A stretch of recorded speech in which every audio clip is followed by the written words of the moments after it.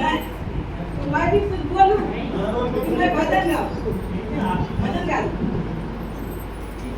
भजन गाती हूँ। आप लोग देते हैं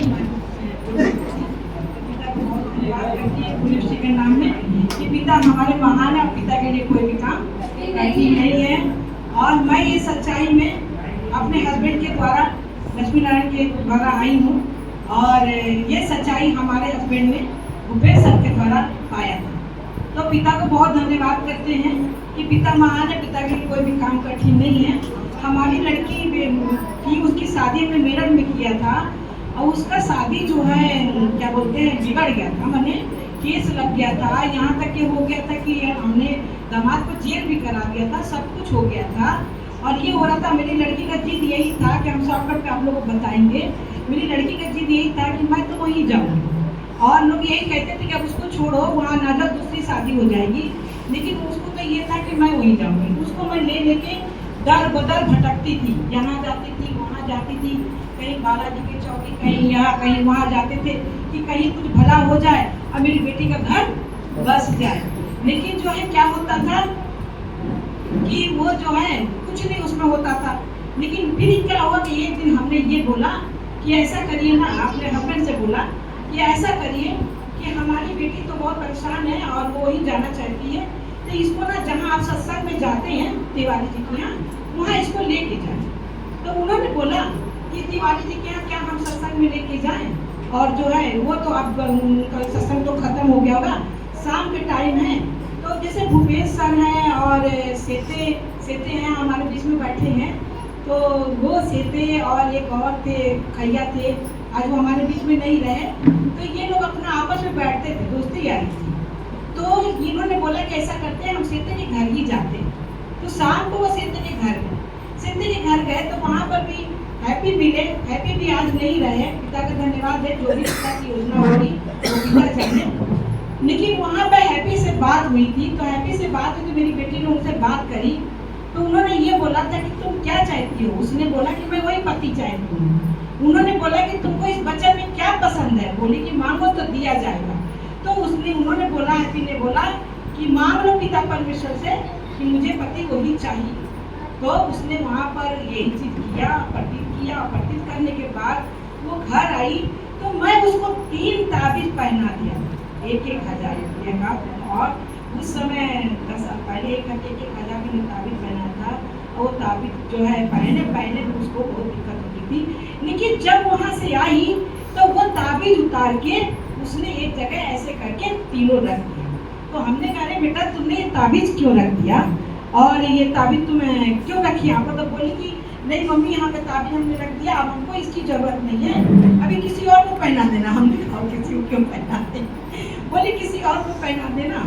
और ऐसे करके हमने देखा कि 1 हफ्ता तक वो बहुत बढ़िया आ रही है, जा रही है, उसको चक्कर भी नहीं आ रहा, कोई उसको दिक्कत भी नहीं हो रही। तो मैंने उसको देखा, और हमारे हस्बैंड सच्चाई को 7 साल पहले हमसे जाते थे, 7 साल पहले हमने उनकी ये सच्चाई को हमने जाना। हमारे हस्बैंड पहले से जानते थे सच्चाई, लेकिन मैं सच्चाई को नहीं जानती। 7 साल बाद सच्चाई नहीं, जब मेरी बेटी का घर बिगड़ा, तो जब मैंने देखा कि 1 हफ्ते से बहुत सही दिख रही है, आ रही है, जा रही है, इसे कोई दिक्कत नहीं हो रहा, तब मेरे पति जो पवित्र सास ऐसे रखे रहते थे उस पे डाइनिंग टेबल पर, तो मैंने उस पवित्र सास को उठाया और हमने कहा कि इसमें है क्या चीज जो हमारी बेटी ठीक हो गई। तो जब मैंने पवित्र सास को पढ़ा, तो शुरुआत में ही पढ़ा पवित्र सास, तो उसमें क्या लिखा था कि मुझे छोड़ कोई ईश्वर नहीं है, और सूरज तो मैंने तुम्हारे सुविधा के लिए बनाया, ना कि तुम्हारे दंडवत के लिए। तो ये बात तो मेरे दिमाग में आ गई कि पिता के छोड़ के तो कोई ईश्वर है नहीं, और सूरज चांद तो उन्होंने बनाया हमारे सुविधा के, ना कि दंडवत के लिए। अगस्त का महीना था, मैं चुपचाप बैठ गई। अब हमारे बेटियां चढ़ाई करने लगी, आप जन्माष्टमी का पूजा आ गया, क्यों नहीं पूजा करने जा रही। हमने कहा देखो ऐसा है ना कि मुझ पर चढ़ाई ना करो, आप लोगों को पूजने का मन है तो आप पैसा ले लो, सामान लाइए, जाइए आप लोग पूजा करिए, हम नहीं करेंगे, है ना। हमने उन लोग भाई सामान ले आई, सामान ला के वहाँ पर जाके जो है उन्होंने उनको वस्त्र वस्त्र पहनाया, सब धोया खाया, और करने के बाद कब उनके हाथ में भी पवित्र शास्त्र आ गया, कब वो लोग सच्चाई को जान गई, वो तो खुदा जाने। और सब कुछ सब हमारा घर पूरा छूट गया। 7 साल के बाद जब हमारे हस्बैंड तो 7 साल पहले से जानते थे, जब मैं सच्चाई में आई तब अपने घर का जब हमने मंदिर उठाई, क्योंकि हमारा 3 खंड का मकान है, तीनों खंड में मैं पूजा करती थी, तीनों खंड में मैंने मूर्तियाँ रखा था।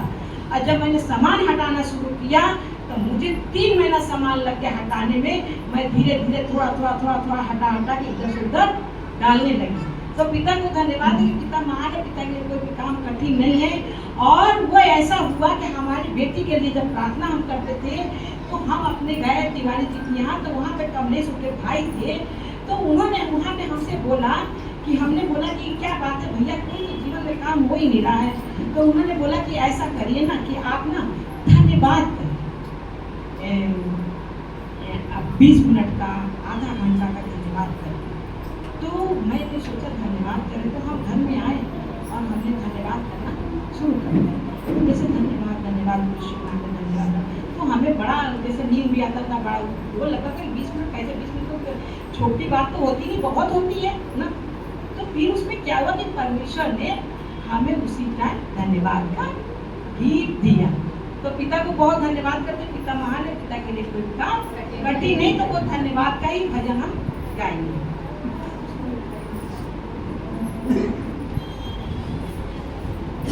धन्यवाद हो, धन्यवाद हो, धन्यवाद हो, धन्यवाद हो, मेरे पार पिता को प्रभु यीशु के नाम, मेरे पार पिता को प्रभु यीशु के नाम।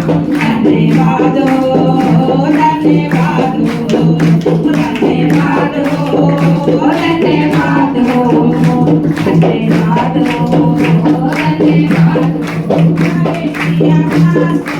बनाने वाले जान को बनाने वाले, धन्यवाद हो,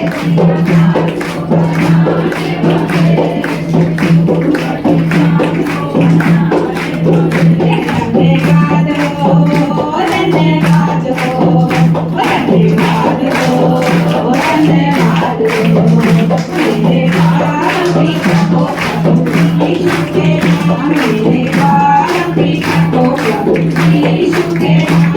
धन्यवाद हो, धन्यवाद। हमारी बेटी जब परिवार में गए, हमारा शक्ति है और हमारी बेटी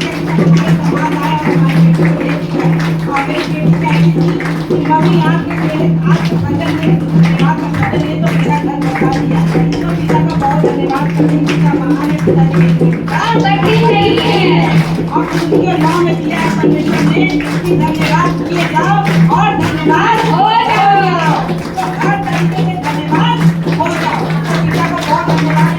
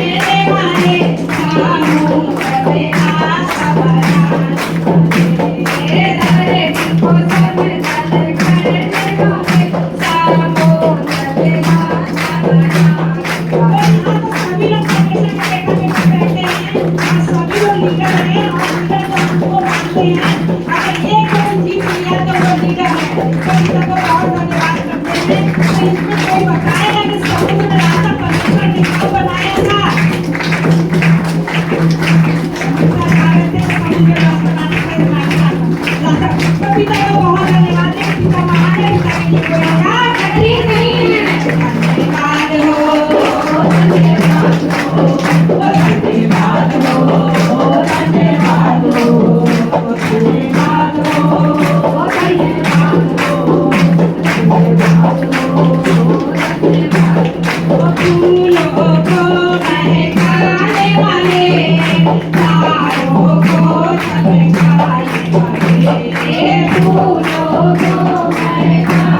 Oh,